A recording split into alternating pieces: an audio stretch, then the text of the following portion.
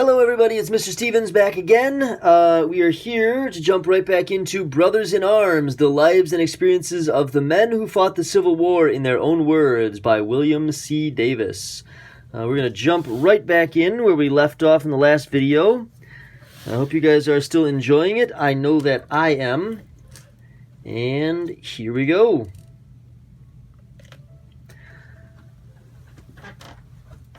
Men in there was just as every place else. Some had no get-up about them, never tried to shift around and help themselves, but sit around, draw their rations, growl, and talk about home and how good mother could cook. Captain John W. Lavender, 4th Arkansas Infantry, CSA.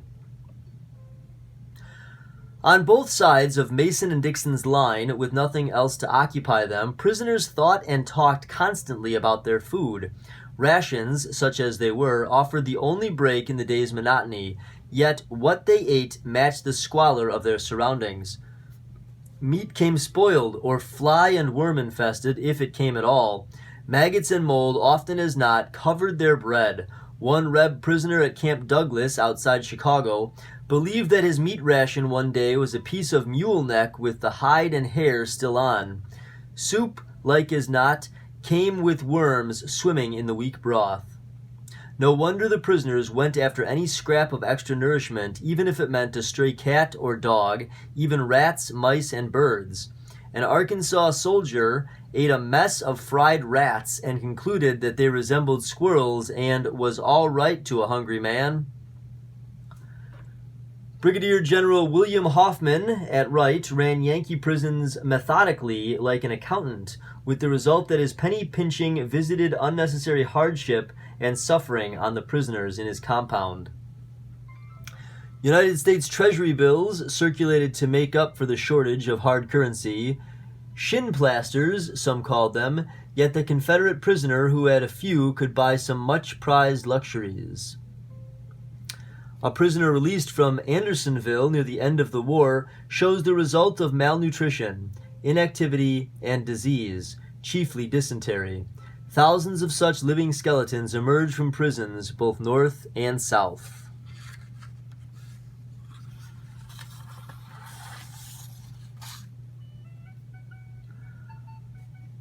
Often while walking the floor of the prison, I repeat the Lord's Prayer, and I find my whole mind absorbed upon the subject of my future state of existence or my appearing before God.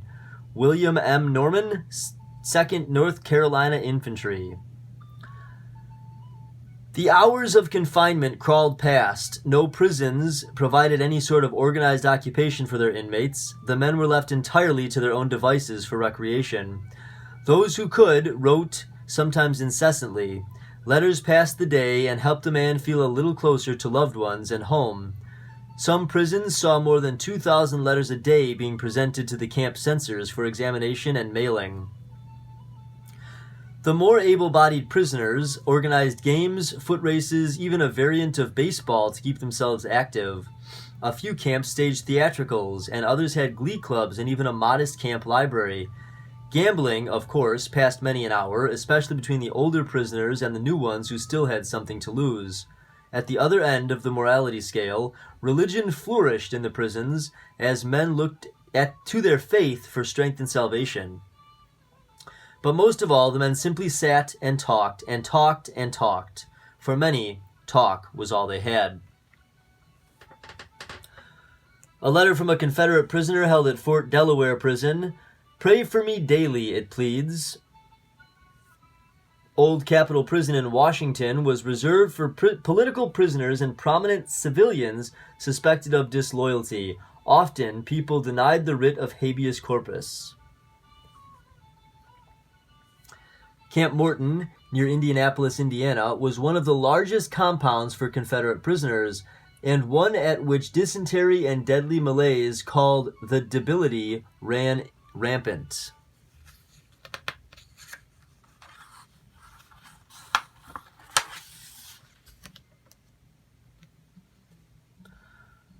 We are under the militia, and there are the damnedest set of men I have had the luck to fall in with yet. Albert H. Schatzel, 1st Vermont Cavalry.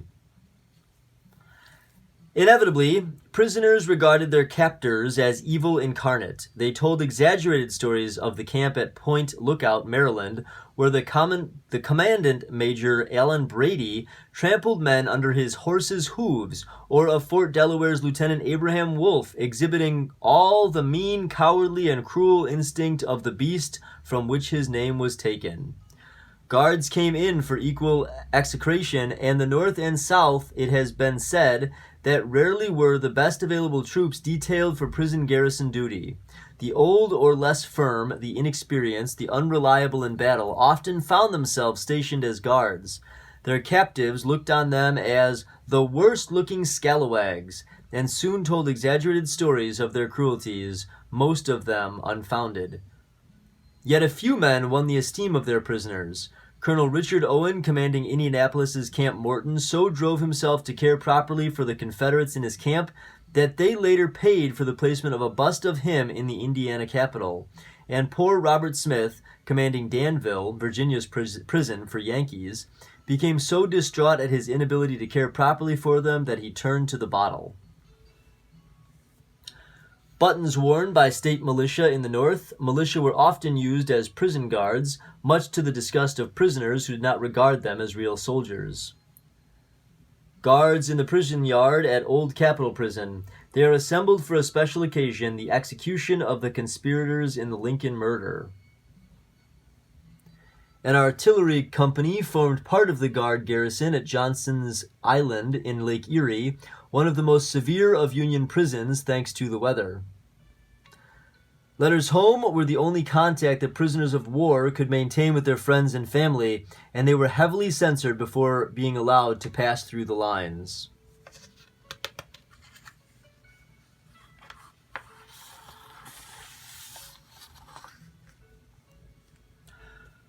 For a few of the prisoners, nothing could maintain their spirits. At Camp Sorghum, South Carolina, a New York prisoner looked on men who sat moping for hours with a look of utter dejection, their elbows upon their knee and their chin resting upon their hands, their eyes having a vacant, faraway look. Faced with their condition, short food and bad clothing, the filth and overcrowding, many simply gave up their grasp on reality and their will to live. Even when these men were finally exchanged or released, the devils in their mind went with them. Tragically, many lived long enough to see freedom only to die soon after from the effects of their mental torment and their chronic depression. In the end, battle may not have been the ultimate test of character, for imprisonment put untold strains on the mental and physical reserves of the best men. The sufferings of the body were not equal to the tortures of the mind. The uncertainty as to our prospects of release, the strange sense of isolation from the outer world, the hopes deferred, the gradual but sure weakening of the body, all had a depressing effect upon the mind, and finally many became insane. Leander Cogswell, 11th New Hampshire Infantry. Just a sampling of the myriad of handicrafts made by prisoners of war to pass their innumerable idle hours. Anything, a sliver of wood, a chicken bone, a bit of soft stone could be shaped into something. A group of captured Confederates look surprisingly well uniformed as they go into their prison compound. By the time they leave, those left alive will likely be nearly in rags or else cast off Union uniforms. The first prison camps were nothing more than tented encampments like this one at Belle Plaine, Virginia, where men were kept until they could be shipped behind the lines to more secure compounds.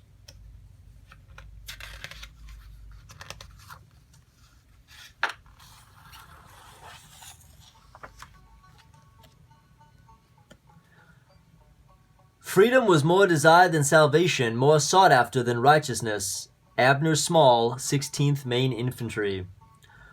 For those who held on to their reality and their hope, endlessly talking helped them through each day, and the most popular, indeed unceasing topic was exchange.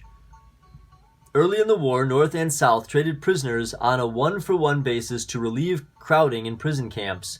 By 1864, however, the Union halted most exchanges, seeing that it only put men back into the Confederate armies again, where they were much needed, while the Union already had a near-inexhaustible supply of manpower. Still, the men in the camps hoped.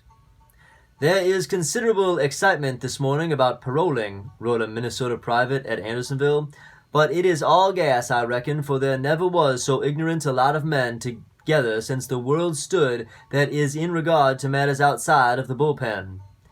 Yet for every story dashed, another soon sprang into its place, borne on the winds of rumor and hope. Newly arrived prisoners were pumped for news, any fresh intelligence of peace prospects or of a new exchange cartel. After 1864, very few prisoners were released, and those who were often so sick they could hardly stand the trip home. It would remain for the end of the war to release them all for good.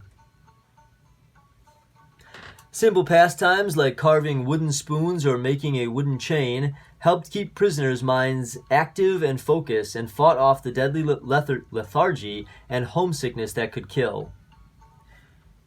Shoeless and in rags, Union prisoners of war released from a Confederate compound in Texas testified to the inability of the beleaguered South to care for them well. Captured officers of the 19th Iowa as they looked while prisoners at Camp Ford, Tyler, Texas. Nothing remains of their Union outfits. Indeed, they look more Texan than their captors.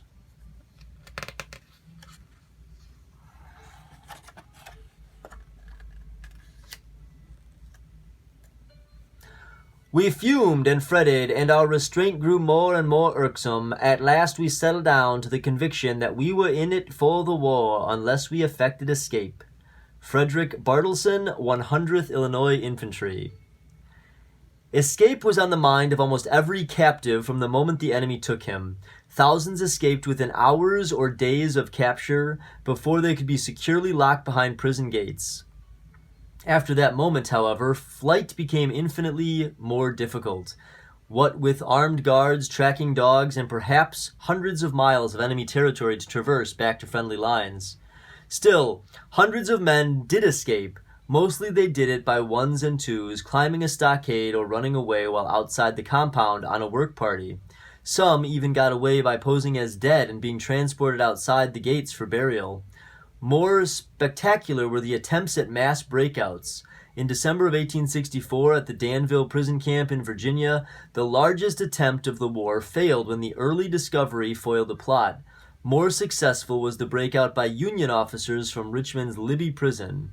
On February 9, 1864, more than 100 Yankees crawled out through a tunnel, and 58 made good their flights to friendly lines. The shell jacket of a sergeant in the 6th Pennsylvania Cavalry, the so-called Rush Lancers, many of the regiment wound up in rebel prisons. The interior of Libby Prison, the hellhole that kept hundreds of Union officers, and from which scores of them escaped in a daring adventure in 1864. Libby Prison, photographed in 1863 with Union prisoners peering out from its upper windows, and part of the Confederate Guard drawn up in a line below.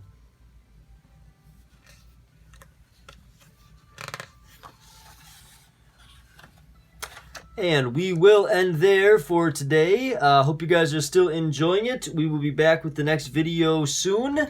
Thank you guys for listening, and we will see you in the next video. Bye, guys.